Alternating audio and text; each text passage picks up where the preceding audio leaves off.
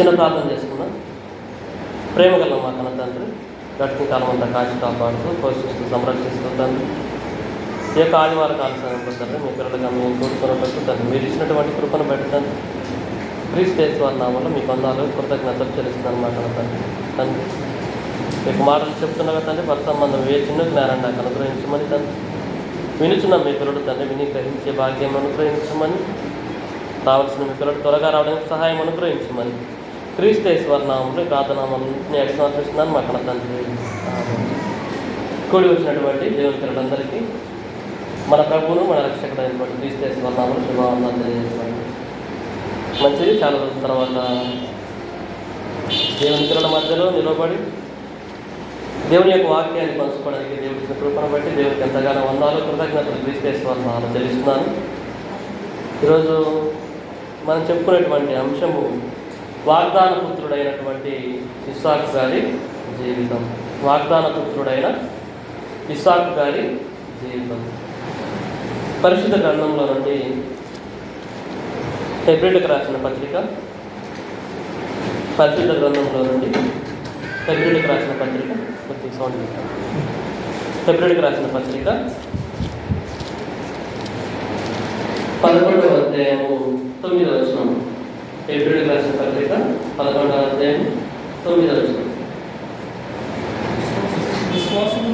విశ్వాసమును బట్టి అతడును అతనితో ఆ వాగ్దానమునకు సమాన వారసులైన ఇస్సాకు యాకోబు అనువారును గుడారములలో నివసించుతూ అన్యుల దేశంలో ఉన్నట్టుగా వాగ్దాన దేశంలో పరవాసులైంది. ఇక్కడ సందర్భం ఆలోచిస్తే ఇక్కడ మాట్లాడుతుంది అబ్రహాం గారి గురించి మాట్లాడుతూ, విశ్వాసమును బట్టి అతను అంటే అబ్రహాం గారు అతనితో ఆ వాగ్దానమునకు సమాన వారసులైన ఇస్సాకు యాకోబు అనువారుడు గుడారములలో నివసిస్తూ అన్యుల దేశంలో ఉన్నట్టుగా వాగ్దాన దేశంలో పరవాసులైంది. అబ్రహాం గారి గురించి మనం అనేక సందేశాలు వింటున్నాం. ఎందుకంటే విశ్వాసులకు తండ్రిగా ఎంచబడిన వాడు, ఆధారమే లేనప్పుడు పూర్తిగా దేవుని మాట మీద ఆధారపడిన వాడుగా, దేవుని మాటకు లోబడి దేవుడు చెప్పిన ప్రాంతానికి ఇంటిని దేశాన్ని వదిలిపెట్టి వెళ్ళిన వాడుగా మనకు కనిపిస్తూ ఉన్నాడు. అబ్రహాము నాకు స్నేహితుడని దేవుడు అబ్రహాం గారి గురించి చెప్పాడు. ఆ తర్వాత అబ్రహాం గారికి సంతానం లేకపోవడం, సంతానం లేకపోయిన తర్వాత దేవుడు వాగ్దానం చేయడం, వాగ్దానం చేసిన దేవుని యందు విశ్వాసం ఉంచడం ద్వారా, ఆయన నమ్మడం ద్వారా దేవుడు ఆ నమ్మడాన్ని నీతిగా వేశాడు. అబ్రహాం గారికి సుమారు 100 ఏళ్ళప్పుడు కుమారుడికి అన్నాడు. శారా గారికి అప్పుడు వయసు అంతా, శారా గారికి 90 ఏళ్ళు, 90, అబ్రహాం గారికి 100. ముసలితనం మందు దేవుడి కుమారుని అనుగ్రహించాడు. వృద్ధాప్యం మందు అంటే దేవుడి యొక్క మాటకు ఎంతగానో నమ్మినవాడుగా, ఎంతగానో దేవుని మాట ఎందు నిరీక్షణ ఉంచినవాడుగా, విశ్వాసులకు తండ్రిగా దేవుని దృష్టిలో ఎంతగానో గొప్పవాడిని జీవించిన జీవితం అబ్రహాము గారిది. అబ్రహాము గారి తర్వాత వచ్చినటువంటి ఆయనే ఇస్సాకు గారు. ఆయన కుమారుడు, ఒకగానొక కుమారుడు.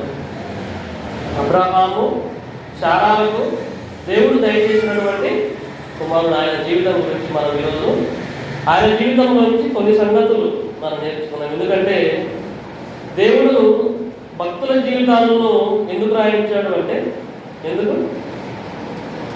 ఎందుకంటే వారి జీవితాల్లో ఉన్న వాటిని మనము నేర్చుకోవాలి. వారి జీవితాల్లో ఉన్నటువంటి భక్తి జీవితాన్ని, వారి జీవితాల్లో దేవుని పట్ల వారికి ఉన్నటువంటి ప్రేమ కానివ్వండి, వారి విధేయత కానివ్వండి, వారిలో ఏవైతే లక్షణాలు ఉన్నావో అవి కూడా మనం నేర్చుకొని వారిని పోలి నడుచుకోవాలి. బైబిల్ గ్రంథం ఎందుకు రాయించాడు దేవుడు? వారందరి జీవితాలు అంటే వారిలో ఉన్నటువంటి లక్షణాలు మనం కూడా నేర్చుకోవాలి. అందుకే కదా ఒక దావీదు గారి జీవితం రాయించిన, ఒక అబ్రహాం గారి జీవితం రాయించిన, ఒక యోసేపు గారి జీవితం రాయించిన, వారందరికీ ఒక యోబు గారి జీవితం దేవుడు రాయించిన. ఎందుకు అంటే రాయించినటువంటి వారి జీవితాల నుంచి మనము నేర్చుకోవాలి. భక్తి జీవితంలో వారి భక్తి జీవితం ద్వారా, వారి జీవితంలో జరిగిన అనేక సంఘటనల ద్వారా మనం నేర్చుకోవాలి. మన విశ్వాస జీవితంలో కూడా అభివృద్ధి పొందాలని దేవుడు వారి జీవితాల్లో మన ముందు రాయించి పెట్టాడు. ఇసాక్ గారి జీవితాన్ని గురించి కూడా మనం ఆలోచించగలిగితే ఆయన వాగ్దాన పుత్రుడు. అంటే వాగ్దానం అంటే ప్రమాణము, దేవుడు చేసినటువంటి వాగ్దానం ఏమని చూడండి. ఆదికాండము గ్రంథం 17వ అధ్యాయము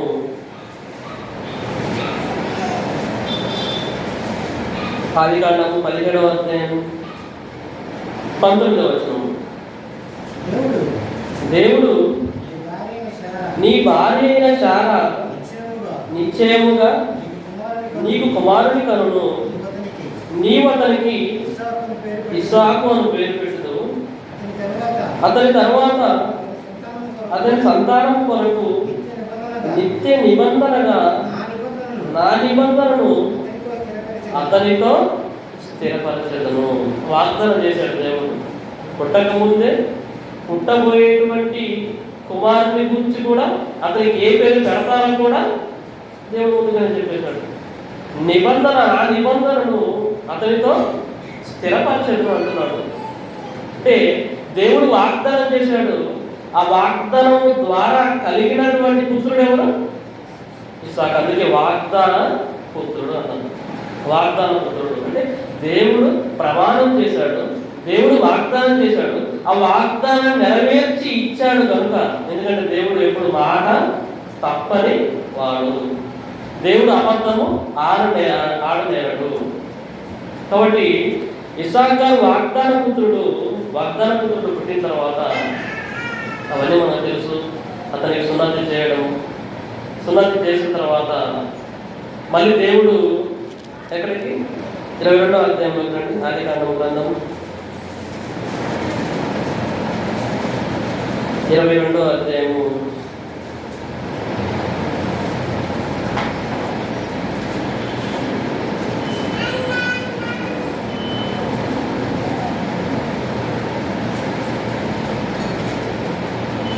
7వ వచనం నుంచి. ఇస్సాకు తన తండ్రి అయిన అబ్రహాముతో నా తండ్రి అని పిలిచాను.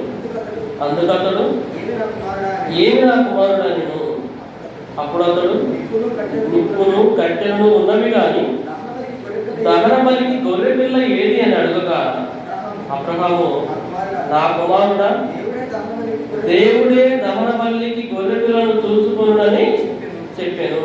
తర్వాత వారిద్దరూ కూడి వెళ్ళి దేవుడు అతనితో చెప్పిన చోటికి వచ్చినప్పుడు అబ్రహాము అక్కడ బలిపీఠమును కట్టి కట్టెలు చక్కగా పేర్చి తన కుమారుడకు ఇస్సాకును బంధించి ఆ పీఠం పైన కట్టెల మీద ఉంచెను. అప్పుడు అబ్రహాము తన కుమారుని వధించుటకు తన చెయ్యి చాపి కత్తి పట్టుకొనగా. ఈ సందర్భం మనందరికీ తెలుసు. అబ్రహాం గారితో దేవుడు అంటాడు, అబ్రహాము నీకు నేను ఇచ్చినటువంటి వృద్ధాత్వం ముందు నీకు ఇచ్చినటువంటి ఒక్కడే ఉన్న కుమారుడిని ఏం చేయాలి? మోరియా దేశంలో ఒక పర్వతానికి వెళ్ళి అక్కడ నాకు దహన బలి ఇవ్వని చెప్తాను.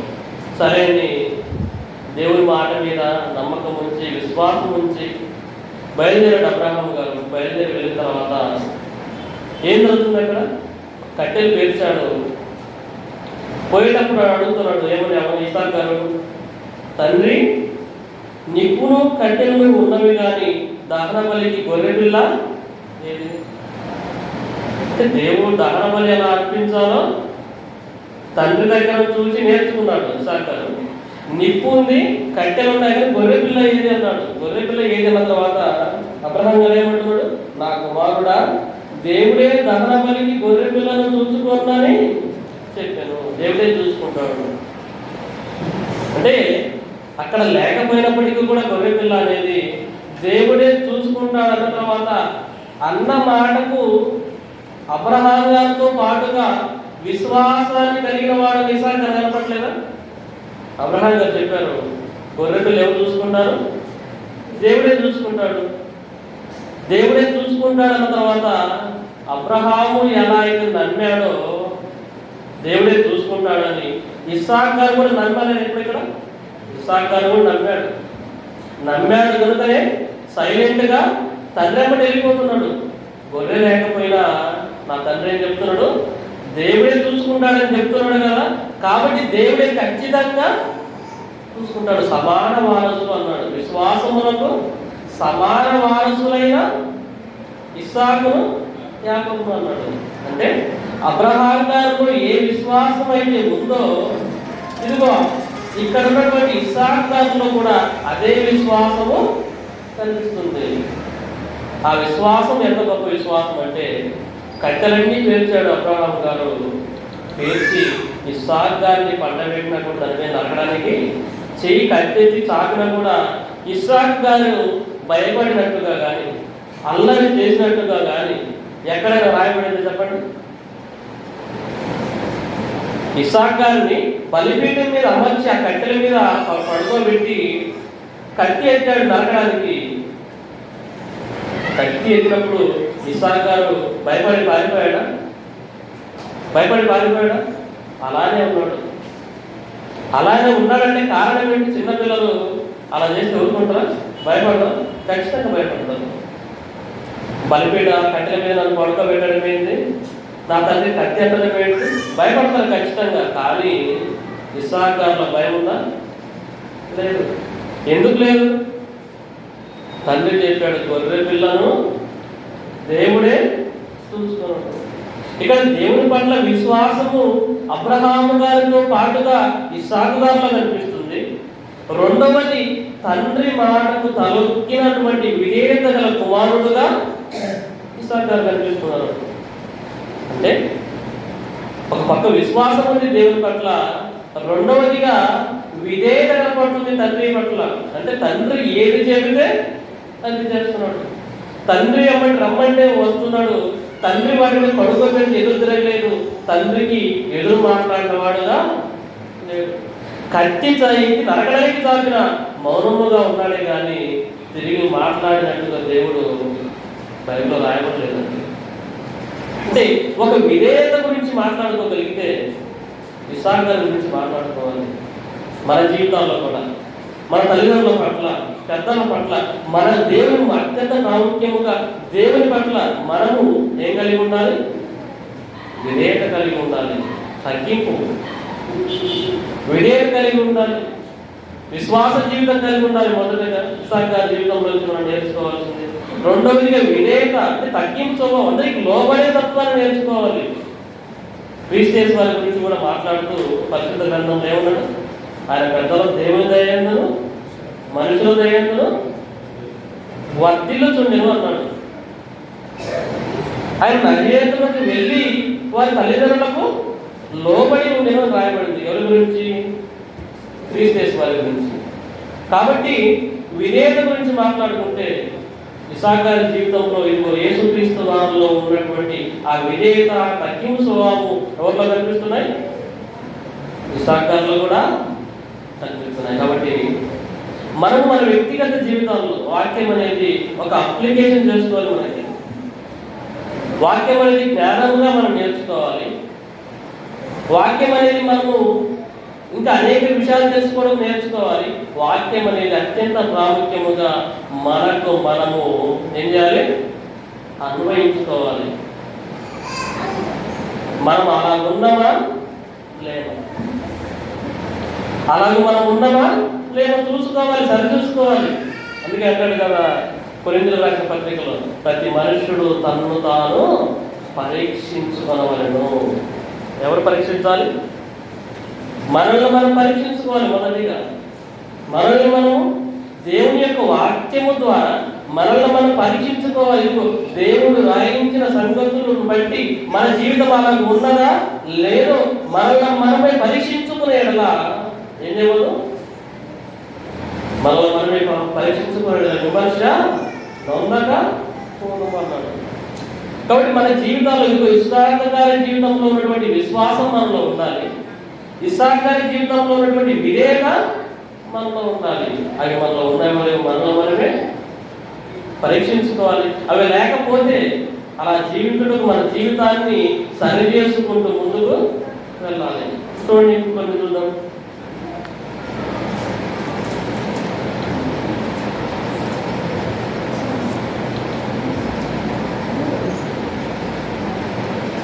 ఇరవై 24వ అధ్యాయం ఆదికాండం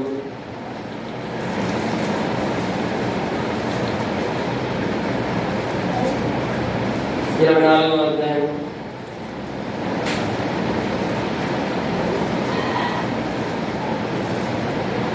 63వ వచనం నుంచి.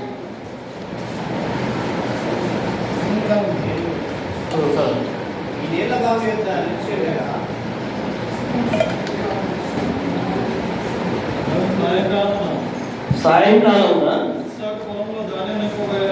ఇస్సాకు పొలంలో ధాన్యంతో బయలువెళ్ళి కన్నులెత్తి చూచినప్పుడు ఒంటెలు వచ్చుతుండెను. రిబ్కా కన్నులెత్తి ఇస్సాకును చూచి ఒంటె మీద నుండి దిగి మనల్ని ఎదుర్కొంటకు పొలంలో నడుచుతున్న ఆ మనుషుడు ఎవరని దాసును అడగగా ఇతడు నా యజమానుడని చెప్పాను కనుక ఆమె ముసుగు వేసుకున్నాడు. అప్పుడు ఆ దాసుడు తాను చేసిన కార్యములన్నీ ఎవరించి చెప్పాను? ఇస్సాకుతో ఎవరించి చెప్పాను? ఇస్సాకు తల్లి అయిన శారా గుడారంలోనికి ఆమె తీసుకుని పోయాను. అట్లు అతడు రిబ్కాను పరికరింపగా ఆమె అతనికి భార్య అయ్యను. అతడు ఆమెను ప్రేమించను. అప్పుడు ఇస్సాకు తన తల్లి విషయమై దుఃఖ నివారణ పొందెను. రెండవది, వివాహ విషయం గురించి మాట్లాడుకోవాలి. వివాహ విషయం గురించి మాట్లాడుకోగలిగితే ఇస్సాకు గారు ఎక్కడైనా కానీ పలాని అమ్మాయికి పాట కూడా రాశారు. ఏం పాట? వయసే వచ్చానంటూ ఎవరి వెంట పడని. ఏం పాట అది? ఇస్సాకు గారి గురించి అలా ఏం పాట?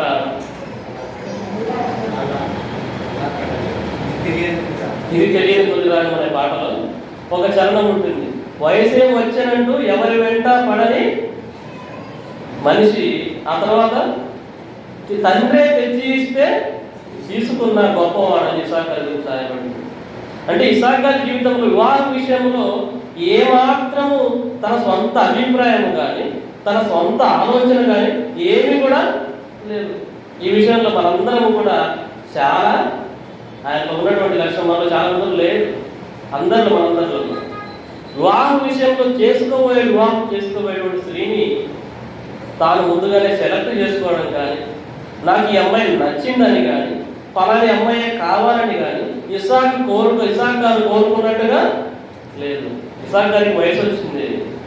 వయసు రాగానే అబ్రహాము గారు తన పెద్ద యజమానుని దాసుడిని పిలిచి, తన ఇంట్లో ఉన్నటువంటి పెద్ద దాసుడిని పిలిచి, ఇదిగో నా సొంత దేశానికి వెళ్ళు, అక్కడ నా కుమారుని కొరకు ఒక స్త్రీని తీసుకొని రా వివాహం చేయడానికంటే వెళ్తాడు. అతను ప్రార్థన చేసుకుని వెళ్తాడు. ప్రార్థన చేసుకుని వెళ్ళిన తర్వాత దేవుడికి ప్రార్థన చేసుకుని ఆ సూచనలు కనపడతాయి. ఆ స్త్రీతో మాట్లాడతారు, వాళ్ళ తల్లిదండ్రులతో మాట్లాడతారు. తీసుకుని వచ్చి డైరెక్ట్గా ఏం చేస్తున్నారు? ఇస్సాకు గారికి ఇచ్చేస్తున్నారు. అంతే. ఇక్కడ పెళ్లి చూపులు లేవు, ఇస్సాకు గారి వీళ్ళు చూడడము లేదు, ఏం లేదు. పూర్తిగా దేవుని మీద ఆధారపడి జరిగినటువంటి వివాహం ఇస్సాకు గారికి రిబ్కా గారికి. పూర్తిగా దేవుని ఆలోచనలతో దేవుని మీద ఆధారపడి ప్రార్థన చేసుకుని జరిగిన వివాహం ఎవరిది అంటే ఇస్సాకు రిబ్కా గారు. ఆమె ఈయన చూడలేదు, ఈయన ఆమె చూడలేదు.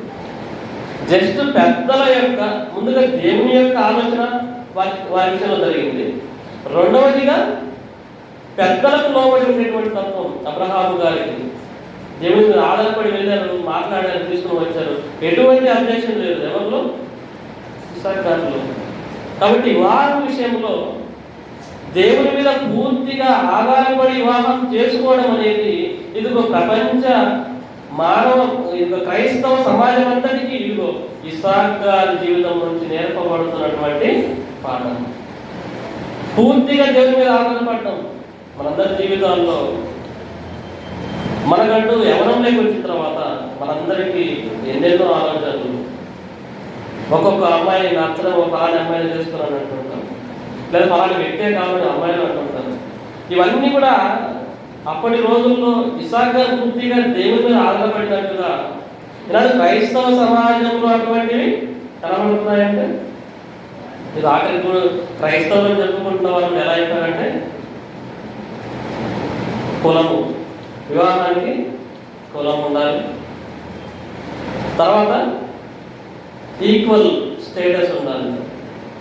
కొద్దిగా క్రైస్తవులు అయిన తర్వాత దేవుడిని కొంచెం డబ్బు ఇచ్చాడు అనుకోండి, వాళ్ళు ఏం కోరుకుంటారు, వాళ్ళకు కూడా డబ్బున్న వాళ్ళకి కావాలి.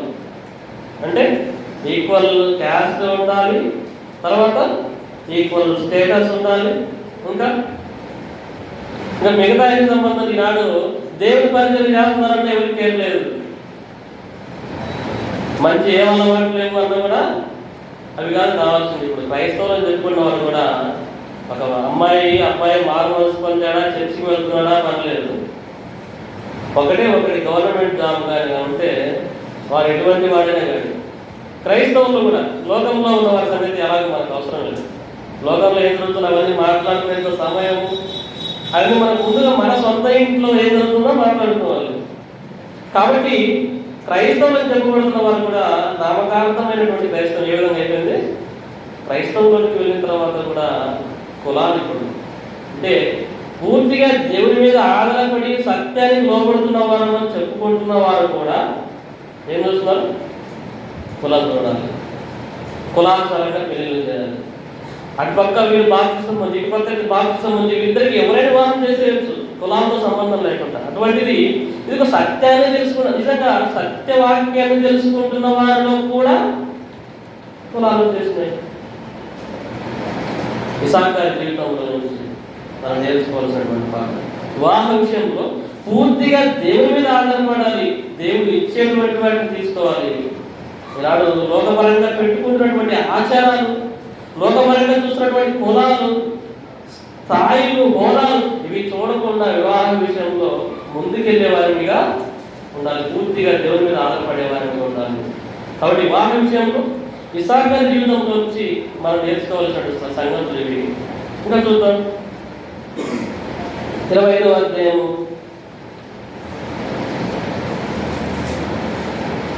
21వ వచనం.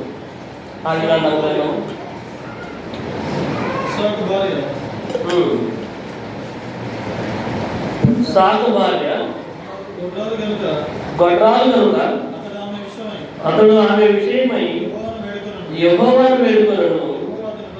యెహోవా అతని ప్రార్థన వినెను కనుక అతని భార్య అయిన రిబ్కా గర్భవతి ఆయను. ఇస్సాకు భార్య అయినటువంటి రిబ్కా గారు ఎవరు, గొడ్రాలు అంటే పిల్లలు లేరు. పిల్లలు లేకపోయినామంటే దానికి సొల్యూషన్ ఏమనుకున్నాడు ఆయన, ఎవరిని అడిగితే వస్తుంది, దేవుణ్ణి అడగాలి. ఇంకో పిల్లలు లేరు నా భార్యకి, సంతానం కలగాలంటే ఎవరిని అడగాలి, దేవుణ్ణి అడగాలని ఏం చేశారు, యెహోవాను అతడు ఆమె విషయమై యెహోవాను వేడుకొనెను.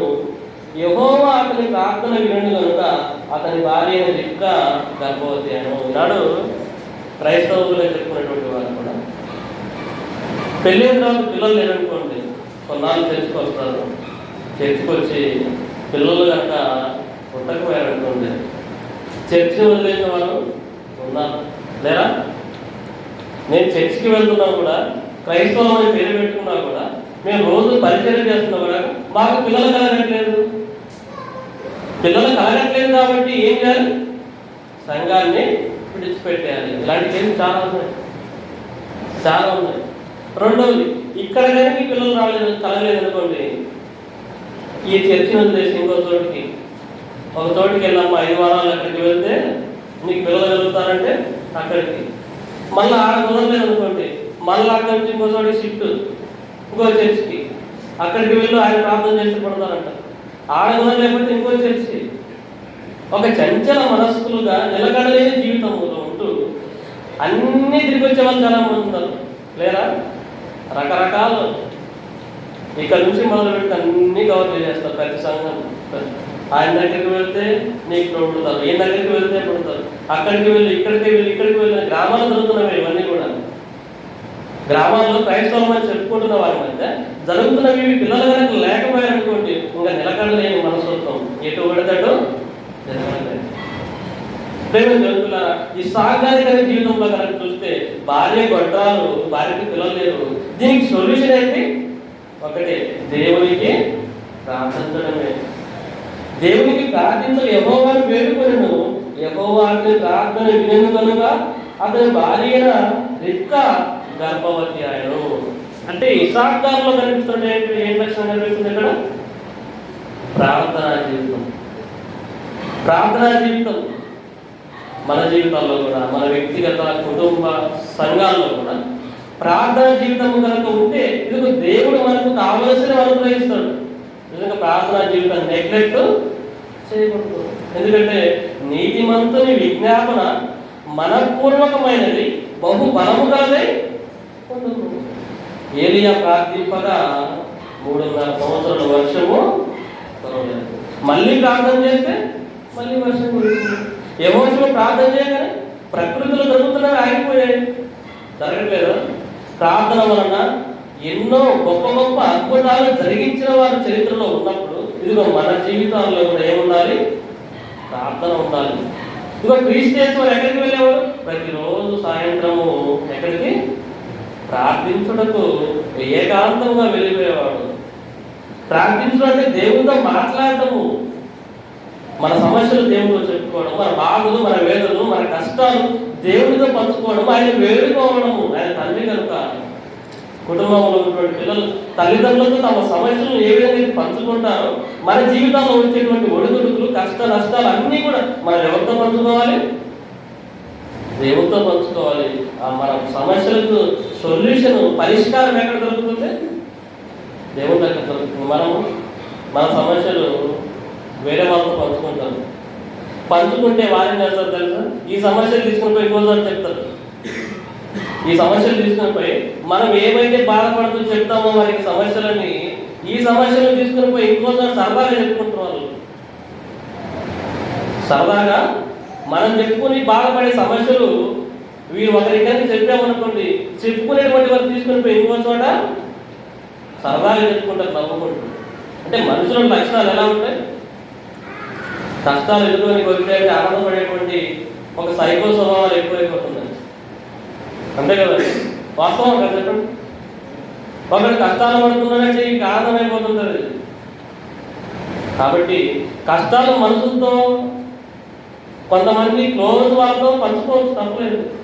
కానీ ఎవరితో పడితే వాళ్ళతో చెప్పుకుంటూ ఉన్నా పోయామనుకోండి, అవి ఏటికి ఉపయోగపడకపోగా ఇంకా మనం ఎగతాళి చేసేవారిగా, అపార్థం చేసేవారిగా, మన గురించి తప్పుడుగా డిస్కస్ చేసేవారిగా కనిపిస్తూ ఉంటారు. కాబట్టి అల్టిమేట్గా చివరిగా మన సమస్యలు ఎవరితో పంచుకోవాలి?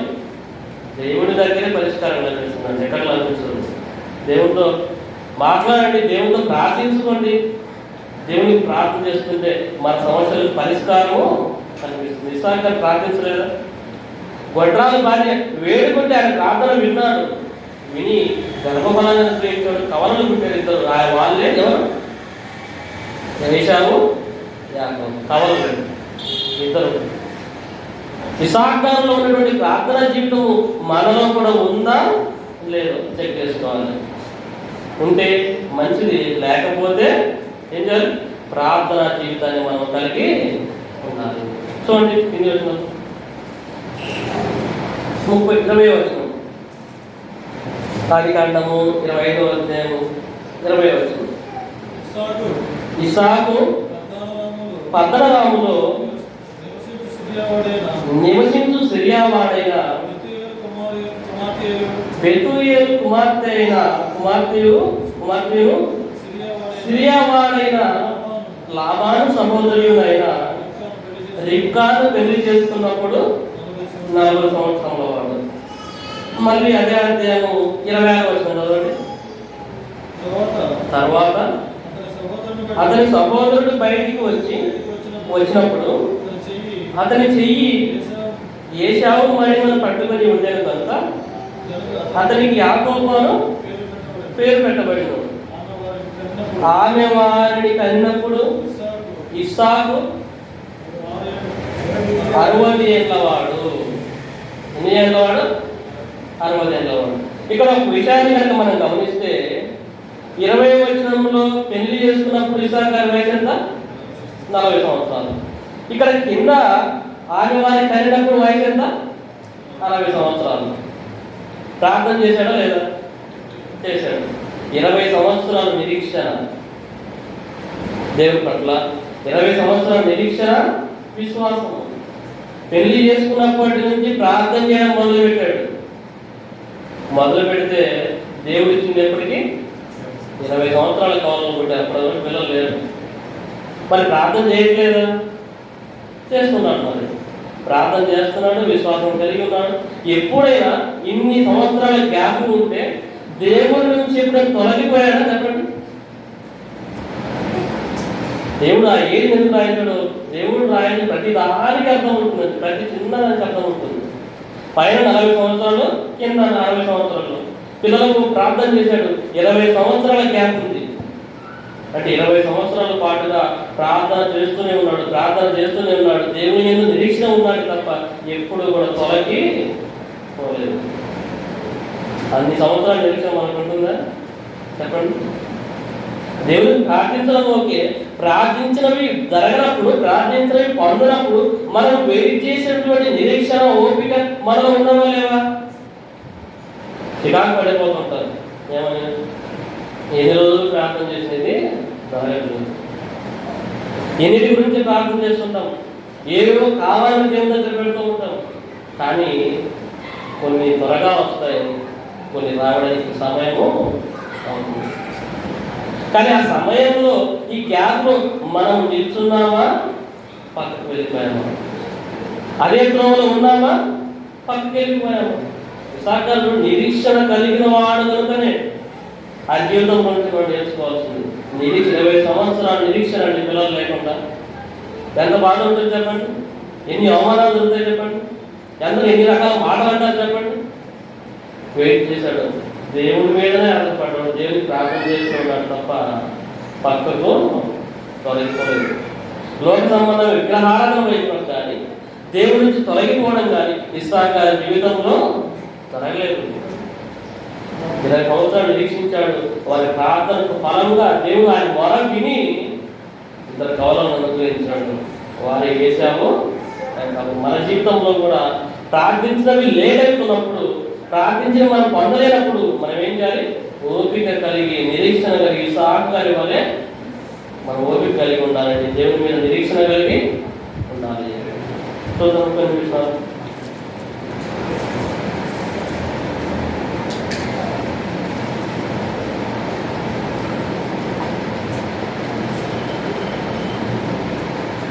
ఇరవై 26వ అధ్యాయం ఆదికాండము 26వ అధ్యాయం 16వ వచనం నుంచి.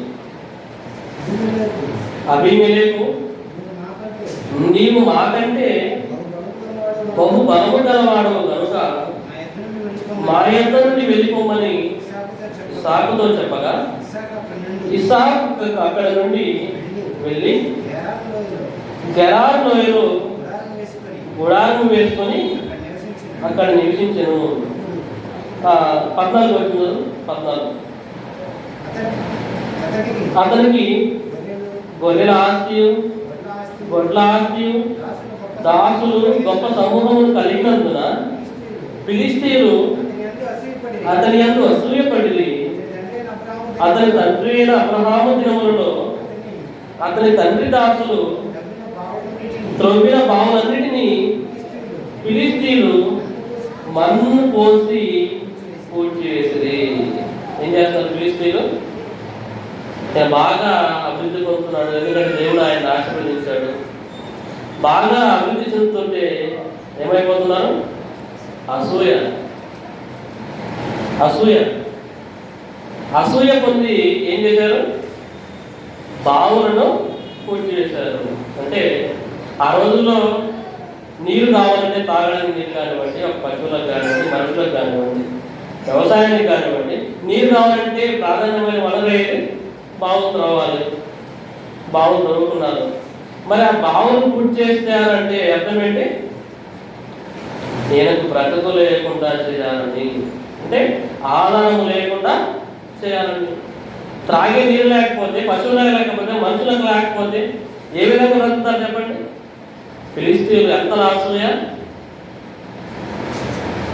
అంటే పూర్తిగా వారి కుటుంబాలను నాశనం అవ్వాలని, వారి పరిస్థితి సంపద నాశనం అయిపోవాలని అంత అసూయ పెట్టుకున్నారు ఫిలిష్తీయులు. కానీ ఇసాకు గారిని ఏమైనా చేయగలిగారా?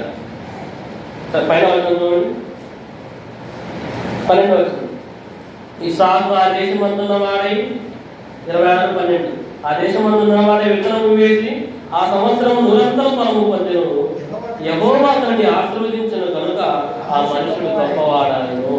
అంటే దేవుడు కనుక మనల్ని ఆశీర్వదిస్తే, దేవుడి తోడు కనుక మనకు ఉంటే, ఇదిగో ఎంతమంది అసూయపరులు ఎన్ని చేసినా మనకి ఏమి కూడా కాదు.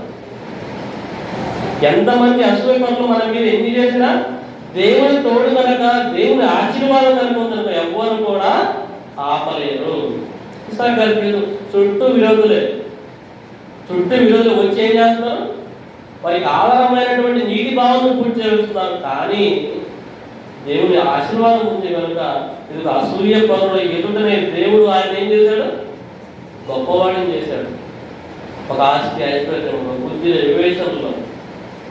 కాబట్టి అసూయ పరులు ఎంతమంది ఉన్న మన జీవితాలు ఆశీర్వాదకరంగా ఉండాలి అంటే దేవుని తోడు మనకు ఉండాలి. దేవుని తోడు మనకు ఉండాలంటే ఇసాకు గారి జీవితం ఎలా ఉందో అలా అన్ని ఇంటర్లింకుడు. అంటే దేవుని తోడు మనకు ఉండాలి అంటే దేవుని ఆశీర్వాదాలు మన పైన ఉండాలండి. ఇంకో భక్తుల జీవితాలు ఏవైతే ఉన్నావో ఆ లక్షణాలు మనలో కూడా ఉండాలి. ఇంకోటి ఫిలిష్తీయుల లాంటి లక్షణం కూడా మనలో ఉండకూడదు. ఫిలిష్తీయులు ఏం కలిగి ఉన్నారు? అసూయ. ఆ అసూయ వాళ్ళకి వెళ్ళిపోయి ఈనాడు క్రైస్తవులు కూడా ప్రవేశించింది. ఎటువంటి అసూయ? ఇప్పుడు క్రైస్తవులు చెప్పుకుంటున్న వారు కూడా ఒకరు పాట పాడితే సంఘాల్లో వరచలేదు, ఒకరు వాక్యం చెబితే వారు లేరు, ఒకరు వాక్యం చెబితే వారు లేరు. అవునా కాదు చెప్పండి? సంఘంలో జరుగుతున్నటువంటి ఇవే అసూయ. అసూయ ఉండకూడదు. అసూయ అనేది ఒక దుష్టుడి యొక్క లక్షణము, అపవాది లక్షణము, ఫిలిష్తీయుల్లో ఉన్నటువంటి అపవాది లక్షణము. ఆ లక్షణాలు మనలో ఉండకూడదు. ఫిలిష్తీయుల్లో ఉన్నటువంటి అసూయ మన సహోదరుల పైన ఎప్పుడు కూడా మనం పొందకూడదు. మనం ప్రోత్సహించే వారి మీద ఉండాలి తప్ప దిగజార్చే వారి మీద ఉండకూడదు. దేవుడి పనిలో ఒకరు పాట పాడుతున్నారనుకోండి, ఒకరు వాక్యం చెప్తున్నారనుకోండి, ఒకరు వాక్యం చదువుతున్నారనుకోండి, ఒకరు పరిచయం చేస్తున్నారనుకోండి, వారికి ప్రోత్సాహకరంగా మనం ఇంకా చేయాలి తప్ప వారిని వెనక్కి లాగేటువంటి పనులు ఎప్పటికీ కూడా చేయకూడదు. వారిని డిమోటివేట్ చేయకూడదు, దిగజార్చాలని ప్రయత్నించకూడదు. అటువంటి లక్షణాలు ఫిలిష్తీయుల్లో ఉన్నాయి. నామకార్థ క్రైస్తవులు కూడా ప్రవేశించారు. అటువంటి లక్షణాలు మనలో ఉంటే మనం ఏం చేయాలి? తీసేసుకోవాలి. జలస్, అసూయపడేటువంటి లక్షణం మనలో ఉంటే మనం అది తీసేసుకోవాలి. దేవుని పరిచయంలో అభివృద్ధి పొందుతున్న వారిని ఇంకా మనం ప్రోత్సహించే వారిగా ఉండాలి. రెండవది, అసూయపరుడు ఎంత అసూయ కలిగి ఉన్నా మనం నిబ్బరము కలిగి దేవుని మీద ఆధారపడి ఉంటే, దేవుడు ఒక్కసారి ఆశీర్వదించడం మొదలు పెడితే ఎవ్వరు ఆపాలని చూసినా ఆగదనే వాస్తవాన్ని మనము తెలుసుకోవాలి. చూడండి కింది వచనాలు.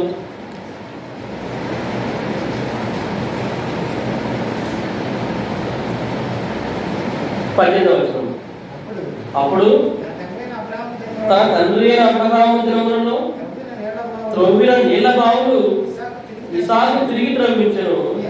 ఎలా అనగా అబ్రహాము మృతి పొందిన తర్వాత ఫిలిష్తీయులు వాటిని కూల్చివేసి అతడు తన తండ్రి వాటికి పెట్టిన పేర్ల చొప్పున తిరిగి వాటికి పేర్లు పెట్టాను. ఎందుకంటే తండ్రి అంటే ప్రేమ కనుక.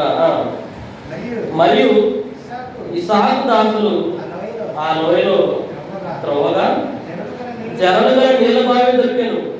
అప్పుడు గెరారు కాపరులు ఇసాకు కాపరులతో జగడమాడి ఈ నీరు మాడే చెప్పి కనుక వారు తనతో కలిగించినందున అతడు ఆ బావికి ఏసేపు అని పేరు పెట్టెను. వారు మరి ఒక బావి త్రవ్వినప్పుడు దాని కొరకు జగమాడి కనుక దానికి చిత్నాలు పేరు పెట్టెను. అతడు అక్కడి నుండి వెళ్ళి మరియకు బావి త్రవ్వించెను. దాని విషయమై వారు జగడమాడలేదు కనుక అతడు ఇప్పుడు యెహోవా మనకు ఎడమ కలుగు చేసి ఉన్నాడు కనుక ఈ దేశమంతా అభివృద్ధి పొందుదాం అనుకొని దానికి రహబోతు అని పేరు పెట్టాను. ఏం చేశారు? ముందు త్రవ్విన బావులు పూర్తి చేశారు. సరే, అక్కడ నుంచి సైలెంట్గా వచ్చేసాడు వాళ్ళ దగ్గర నుంచి. మళ్ళీ త్రవ్వుకున్నాడు. మళ్ళీ త్రవ్వుకుంటే మళ్ళీ వచ్చేయమంటారు. ఒకటి తవ్వితే ఇది మారి అంటారు, ఇంకోటి తవ్వితే ఇది మారి అంటారు. ఇస్సాకు ఏం చేస్తున్నారు? పక్కకి వెళ్ళిపోతున్నారు. అంటే ఇస్సాకు గారి జీవితం గురించి మనం ఇక్కడ నేర్చుకోవాల్సిన అంశం ఏంటంటే జగడమునకు దూరంగా ఉండాలి, కలహానికి దూరంగా ఉండాలి, గొడవలకు దూరంగా ఉండాలి. ఇస్సాకు ఎంత సాత్వికంగా ఉన్నాడు చూడండి. ఫిలిష్తీయులు బావులు పూర్తి చేసిన ఏమని లేదు వాళ్ళు. కష్టపడి త్రవ్వుకున్న బావి మాది అన్న ఏమని లేదు వారిని. ఒకటి కాదు, ఇంకొక బావితో మాది అన్న ఏమని లేదు వారిని. పక్కకు వచ్చేస్తున్నాడు. అంటే గొడవ పడే వారి దగ్గర నుంచి వారితో కలహము చేసుకోకుండా ఏం చేస్తున్నాడు? పక్కకు వచ్చేస్తున్నాడు. సాత్వికము, గొడవలకు దూరంగా ఉండేటువంటి లక్షణము. శక్తి లేక మళ్ళీ వాళ్ళతో జగడమాడగలడు, ఆడితే గెలవగలిగేటువంటి శక్తి ఉంది, దేవుడికి తోడు ఉంది. ఆయన దగ్గర దాసులు ఉన్నారు, దాసులు ఉన్నారు, సంపద ఉన్నారు, ఉన్నవాడే ధనవంతుడే. అయినప్పటికీ కూడా పక్కకు వచ్చేస్తున్నాడు. అంటే ఏంటి ఆయనలో ఉన్న లక్షణము? గొడవలకు దూరంగా ఉండేటువంటి లక్షణం. ఆ లక్షణం మనలో ఉండాలి. కలహాలకు దూరంగా ఉండాలి. ఎందుకంటే కలహములకు దూరముగా ఉండుట నరులకు ఏమన్నట్టు సామెతల్లో? కలహములకు దూరముగా ఉండుట నరులకు ఘనత. మూర్ఖుడైన ప్రతి వాడు కోరుడే కోరు. కలహారంభము నీటి గట్టున పొట్టు ఊట అన్నాడు. అంటే ఒక ఊట ఏ విధంగా పుట్టి అది ప్రవహించి నదిగా మారుతుందో, గొడవ కూడా చిన్నదిగా ప్రారంభమై పెద్దదిగా అవుతుంది. చిన్న ఊట ఉంటుంది, మనకి కనబడుతుంది, చిన్నగా మొదలవుతుంది. దాని అంతం చూస్తే ఎక్కడ? ఇప్పుడు కృష్ణా, గోదావరి ఇవన్నీ ఏంటి? ఊటలు అవి. ఒక చోట పుట్టి భూమిలో ఊట, ఆ ఊట కాస్త చిన్న చిన్న దారులుగా, చిన్న చిన్న నదులుగా, ఉపనదులుగా ప్రారంభమై ఏమైపోయింది? పెద్ద నదిగా అయిపోతుంది. గొడవ కూడా చిన్నగా ప్రారంభమవుతుంది. ఎందుకేమన్నాడు దేవుడు? కలహారంభము నీటి గట్టున పుట్టు ఊట అన్నాడు. అంటే గొడవని చిన్నగా ప్రారంభమై పెద్దగా అయిపోద్ది. దేవుడు వాటికి దూరంగా ఉన్నామన్నాడు. కనుక ఇస్సాకు ఏం చేస్తున్నారు? గొడవలకు దూరంగా ఉంటున్నారు. వారి అమ్మడి గొడవలు చేస్తూ వస్తున్నారు. ఇస్సాకు తిరిగి గొడవలేదు, అంటే ఎదురు మాట్లాడట్లేదు, ఎదురు గొడవ చేయట్లేదు, పక్కకు వచ్చేస్తున్నాడు. దేవుడు ఇది కాకుంటే ఇంకోటి ఇస్తారు లేదు. విశ్వాసం దేవుని పైన. ఇది కాకుంటే ఇంకోటి. భార్య భర్తల మధ్య కూడా భర్త అరుస్తున్నాడు అనుకోండి, ఏం చేస్తారు? సైలెంట్గా ఉండదు. నేనేం తక్కువ దాన్ని వీళ్ళు రివర్స్ మాట్లాడుతుంటే మగాళ్ళు ఊరుకుంటారా? జెంట్స్ వాళ్ళు ఊరుకోరు. ఎవరు ఊరుకోరు? వీళ్ళు ఊరుకోరు, వాళ్ళు ఊరుకోరు. ఇద్దరు కాస్త అయిపోయి ఏమైపోతే ఒకరన్నా సైలెంట్గా ఉంటే గొడవ అడిగింది. ఒకరు కూడా సైలెంట్గా లేరనుకోండి ఏమైపోతుంది? అసలు గొడవ జరిగేటప్పుడు భర్త అరుస్తున్నాడు, భార్య అక్కడికి వెళ్ళిపోవాలి పక్కకి. భార్య అరుస్తుంటే భర్త అడిగిపోయి. ఇప్పుడు కయ్యను, ఏశావు, యాకోబు గారు. ఏశావు గారు కోపంతో ఉన్నాడు. ఆ కోపంలో ఉన్నప్పుడు యాకోబు అక్కడే కనుక ఉంటే ఏం చేసేవాడు? చంపేస్తా అనుకుంటున్నాడు ఏశావు. నా జ్యేష్ఠత్వాన్ని తీసుకున్నాడు, నాకు రావాల్సిన ఆశీర్వాదాలు తీసుకున్నాడు, నన్ను మోసం చేశాడు అని చంపేస్తామని ఆలోచించుకుంటుంటే ఆమె వచ్చి వాళ్ళ తల్లి నువ్వు అక్కడికి వెళ్ళిన ఆయన పంపించేస్తున్నాడు. అంటే అక్కడే ఉంటే ఏమైపోయేది? చంపేసేవాడే. అక్కడి నుంచి వెళ్ళిపోయాడు. అంటే ఎవరైనా కోపం కలిగి ఉంటే, ఎవరైనా గొడవకు సిద్ధంగా ఉంటే మన పైన, మనము అక్కడి నుంచి పక్కకు వెళ్ళిపోవాలి. ఏం చేస్తాడు ఇస్సాకు గారు? యెహోవా మనకు ఎడము కలుగజేసి ఉన్నాడు. అంటే గొడవ జరిగే దగ్గర నుంచి మనం ఏమి పోవాలి? పక్కకు వెళ్ళిపోవాలి. మనమైతే గొడవలు ఎక్కడ జరిగితే అక్కడ ఉంటాం మనం. ఎలా ఉంటాం? గొడవ జరుగుతుంది అనుకోండి మన కాలనీలో, మన చుట్టుపక్కల ఎక్కడ గొడవ జరిగే దగ్గరికి వెళ్ళడానికి చూడడానికి ఇంట్రెస్ట్ బాగా. ఎడమ కాదు, క్లోజ్ మనం ఇంకా. అంటే గొడవలకు క్లోజ్. అవి కావాలని కోరుకుంటారు, చూడాలని కోరుకుంటారు. భర్త అరుస్తున్నప్పుడు చాలా మంది చూశానండి.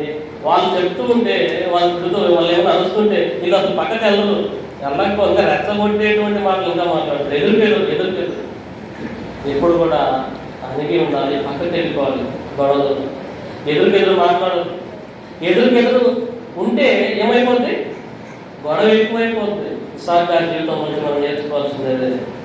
ఫిలిష్తీయులు ఒక పక్క వస్తున్నారు, బావులు పూడ్చివేయడమే కాకుండా ఈయన కష్టపడి త్రవ్వుకున్న బావులు కూడా ఆక్రమించడానికి మాదే అంటారు. నీరు వీళ్ళదవుద్దండి. తవ్వుకున్నది ఎవరు? ఇస్సాకు దాసులు.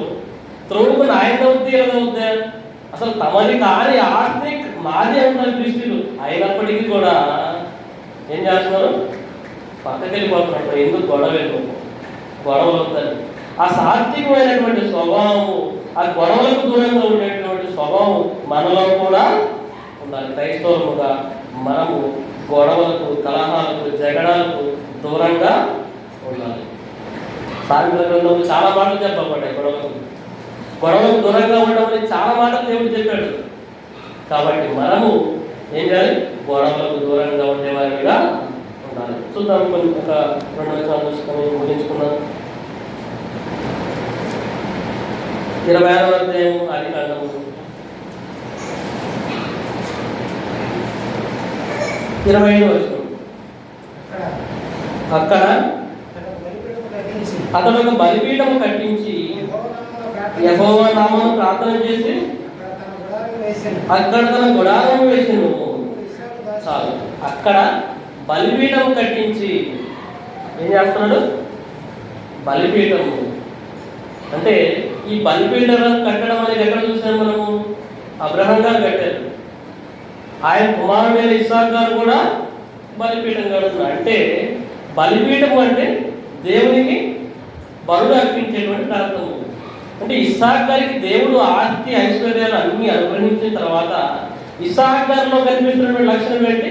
దేవునికి నేను ఏదైనా చేయాలంటే కృతజ్ఞత. బలిపీఠం కట్టడం అంటే ఏంటి? కృతజ్ఞత. అంటే దేవునికి ఇక్కడ బలి అర్పించాలి, దేవుడిని ఆరాధించాలి, దేవుడికి అర్పించాలి. అంటే దేవునికి కృతజ్ఞత ఉండేటువంటి లక్షణం ఎవరిలో కనిపిస్తుంది? సాగర్లో కనిపిస్తుంది కృతజ్ఞత. మన జీవితాల్లో క్రైస్తవులుగా మనం కలిగి ఉండవలసిన లక్షణం ఏంటి? దేవుని పట్ల మనము కృతజ్ఞత కలిగి ఉండాలి. అందుకే అంటాడు పౌలు గారు, ప్రతి విషయములను కృతజ్ఞతాస్తుతులు చెల్లించుట మీ విషయంలో దేవుని చిత్తము అన్నాడు. అంటే మన జీవితాల్లో కృతజ్ఞతలు చెల్లించే వారికి ఉండాలి దేవునికి. ప్రయాణం వెళ్ళేటప్పుడు, ప్రయాణం నుంచి తిరిగి వచ్చేటప్పుడు, ఆహారం తినేటప్పుడు, ఏదైనా పొందుకున్నప్పుడు ప్రతి విషయంలో మనం ఏం చేయాలి? కృతజ్ఞత. మనం ఎక్కడికైనా వెళ్ళేటప్పుడు ప్రార్థన చేసిన అలవాటు ఉంటుంది, మరి తిరిగి వచ్చిన తర్వాత ఉండదు. ఎక్కడికైనా ఊళ్ళకి ప్రయాణం అయిపోయినా ప్రార్థన చేసుకోవాలి, మంచిది ప్రార్థన చేసుకుంటాం. మరి ఎక్కడ వచ్చిన తర్వాత ప్రార్థన ఏది? ప్రార్థన ఎందుకు? జాగ్రత్తగా వెళ్ళేసాం కదా. జాగ్రత్తగా వెళ్ళొచ్చిన తర్వాత అవసరం లేదు మళ్ళీ. అంటే వెళ్ళేటప్పుడు ప్రార్థన చేసుకోవాలి, రిటర్న్ వచ్చిన తర్వాత కూడా క్షేమంగా వచ్చినందుకు దేవుని కృతజ్ఞత చేసుకోవాలండి. ఆహారం తినేటప్పుడు కొంతమంది ప్రార్థన ఉండదు. ప్రతి విషయంలో దేవునికి కృతజ్ఞతాస్తుతులు చెల్లించాలి. ప్రతి విషయంలో కూడా మన జీవితంలో జరిగే ప్రతి విషయం, అది చిన్నది కానివ్వండి, పెద్దది కానివ్వండి, దేవునికి కృతజ్ఞత చెల్లించడం అనేది దేవుడు కోరుకున్నది. దేవుడు చిత్తమన్నాడు. దేవుడు చిత్తమన్నాడు అంటే దేవుడు కోరుకున్నది మన దగ్గర నుంచి దేవునికి కృతజ్ఞత మనం చెల్లింప బద్ధులమై ఉన్నాము. చూడండి చివరిగా 27వ వచనం, ఆదికాండం గ్రంథం 26వ అధ్యాయం 27వ వచనం.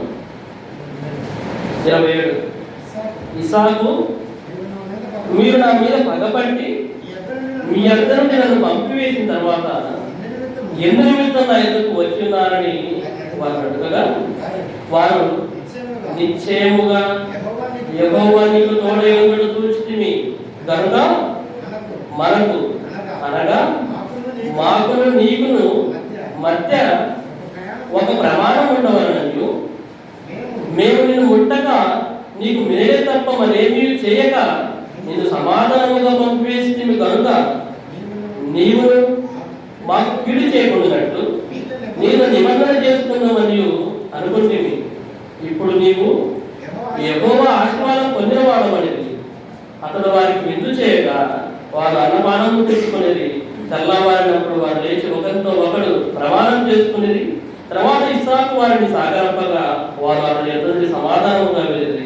ఆదిన మంది ఇస్సాకు దాసులు వచ్చి తాము తవ్విన బావిని గురించి అతనికి తెలియజేసి మాకు నీళ్లు కనబడినవని చెప్పి కనుక దానికి సేవ అని పేరు పెట్టిను. కాబట్టి నేటి వరకు ఆ ఊరి పేరు బేర్షెబ. ఇదిగో పగబట్టినటువంటి వారు తిరిగి వచ్చారు ఇస్సాకారు దగ్గరికి. ఎవరైతే ఇస్సాకారుతో శత్రుత్వం చేశారో తిరిగి ఎక్కడికి వచ్చారు? ఎవరి దగ్గరికి వచ్చారు?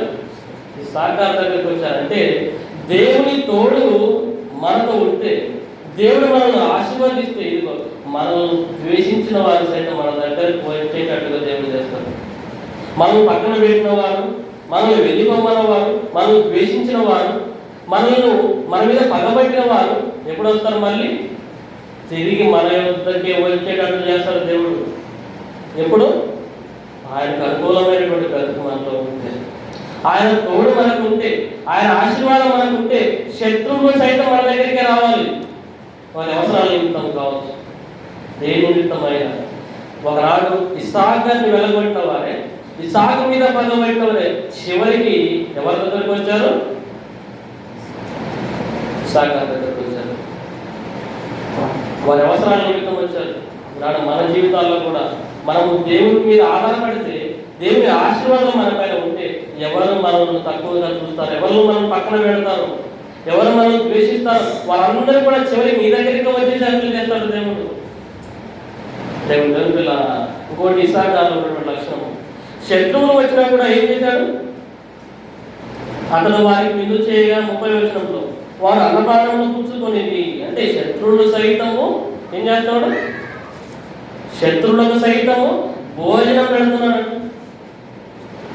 శత్రువులు సైతం మాట్లాడడానికి వచ్చినప్పుడు ఏం చేస్తున్నాడు? భోజనం పెడుతున్నాడు. సమాధానంగా మన జీవితాల్లో మనము సమాధానం పరిచే వారంగా ఉండాలి, సమాధానాన్ని కలిగి ఉండాలి. శత్రువులు కూడా ఆయన దగ్గరికి వచ్చినప్పుడు వారితో మళ్ళీ గొడవ కోరుకోలేదు. నాకు అప్పుడు అలా చేశారు కదా, మళ్ళీ ఇప్పుడు మీకు ఇలా చేయాలి, మిమ్మల్ని ఎలా కొట్టారు అనుకున్నాడా? లేదు, వారితో సమాధానంగా ఉన్నాడు, వారితో మాట్లాడాడు, వారికి భోజనం పెట్టి ప్రమాణం తీసుకొని పంపించాడు. కాబట్టి ఇస్సాకు గారి జీవితం ఎంత గొప్పదో దేవుడు అందుకనేమని అబ్రహాము, ఇస్సాకు, యాకోబుల దేవుడు అనిపించదు నేను సిగ్గునందువాడను కాదు. అబ్రహాము, ఇస్సాకు, యాకోబుల దేవుడు అన్నాడు. చాలా దూరంగా అయిపోయాడు బైబిల్ గ్రంథంలో. నేను అబ్రహాము దేవుడు, ఇస్సాకు దేవుడు, యాకోబు దేవుడు అన్నాడు. అంటే వారి జీవితాలు ఎంత గొప్పగా ఉంటే దేవుడు వారి దేవుడు అని అంటాడు. చెప్పండి, ఎంత గొప్పగా ఉన్నాయి. ఇస్సాకు గారి జీవితంలో, ఒక విశ్వాస విషయంలో, ఒక ప్రార్థనా జీవితంలో, ఒక నిరీక్షణలో, ఒక శత్రువులను ప్రేమించేటువంటి లక్షణం కావచ్చు, ఇంకా ఇంకేమన్నా వివాహ విషయంలో దేవుని మీద ఆధారపడడం కావచ్చు, సమాధానంగా ఉండడం కావచ్చు, గొడవలకు దూరంగా ఉండడం కావచ్చు. ఎన్ని లక్షణాలు ఉన్నాయండి ఇస్సాకు గారిలో. క్రైస్తవ భక్తి జీవితంలో ఇదిగో వారి జీవితంలో ఉన్న లక్షణాలు మనం కూడా నేర్చుకునడం, వారి జీవితంలో ఎలా జీవించాలి అలా జీవించడానికి మనము ప్రయత్నించాలి, అలా జీవించాలి. అలా జీవించకపోతే భక్తుల జీవితాలు ఎందుకు మనం ముందు పెట్టాడు? ఇదిగో వారిని కోరి మీరు నడుచుకోవాలి, వారి జీవితాల నుంచి మీరు నేర్చుకోవాలి. అలా ఇస్సాకు గారి జీవితం నుంచి కూడా మనం అనేకమైనటువంటి అంశాలు ఎక్కువ ధ్యానించుకున్నాం, అవన్నీ కూడా మేము నేర్చుకోవాలి. ఎందుకంటే బైబిల్ గ్రంథం అనేది ఒక అర్థము లాంటిది, వాక్యం. అర్థం మనం ఏం చేస్తాం? అర్థం ముందుకు వెళ్ళి సరి చేసుకుంటాం. మన నెత్తి ఎలా ఉంది, మన ముఖం ఎలా ఉంది, అన్నీ సరి చేసుకుంటాం కదా. ఏది తక్కువైంది ముఖం మీద, ఏది ఎక్కువైంది, అన్నీ సరి చేసుకుంటాం బాగా ఉండేటట్టుగా. ఇదిగో దేవుడు వాక్యం ముందరకు వచ్చినప్పుడు కూడా ఇది వాక్యంలో రాయబడిన సంగతులను బట్టి మనల్ని మనం ఏం చేయాలి? సరి చేసుకోవాలి. ఇప్పుడు ఇస్సాకు గారి జీవితం ప్రార్థన జీవితం ఉంది, నా జీవితంలో లేదా? సరి చేసుకోవాలి, ప్రార్థన జీవితం ఉండాలి. ఇస్సాకు గారి జీవితంలో గొడవలకు దూరంగా ఉండే లక్షణం ఉంది, ఇదిగో నా జీవితంలో అటువంటి లక్షణం లేదా? సరి చేసుకోవాలి, గొడవలకు దూరంగా ఉండాలి.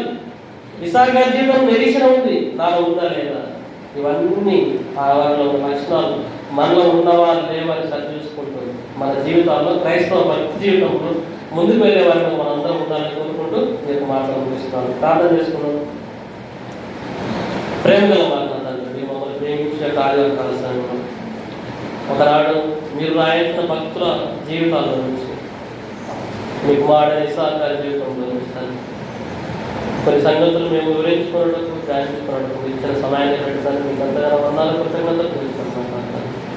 ఆయన జీవితం ద్వారా మాకు ఏమైతే నేర్పాలని మీరు రాయించారో, ఏమైతే మేము ధ్యానించడానికి మీరు అవకాశం ఇచ్చారు తండ్రి, అవన్నీ మేము నేర్చుకోలాగా సరి చేసుకోలాగా మాకు సహాయం అందించమని మీరు రాయించిన భక్తుల జీవితాల్లో నుంచి తండ్రి మేము అనేక విషయాలు నేర్చుకొని విశ్వాస విషయంలో, భక్తి జీవితంలో అభివృద్ధి పొందేవారికి మేమందరం ముందులాగా సహాయం అనుగ్రహించమని విన్న వాక్యం మా అందరి జీవితాల్లో ఫలించలాగా, మేము వాక్యానుసారంగా జీవించలాగా మాకు సహాయం అనుగ్రహించమని మా ప్రభువును మా రక్షకుడు అయినటువంటి క్రీస్తు యేసు నామములో ప్రార్థన మనల్ని సమర్పిస్తున్నాను. మాకు తండ్రి.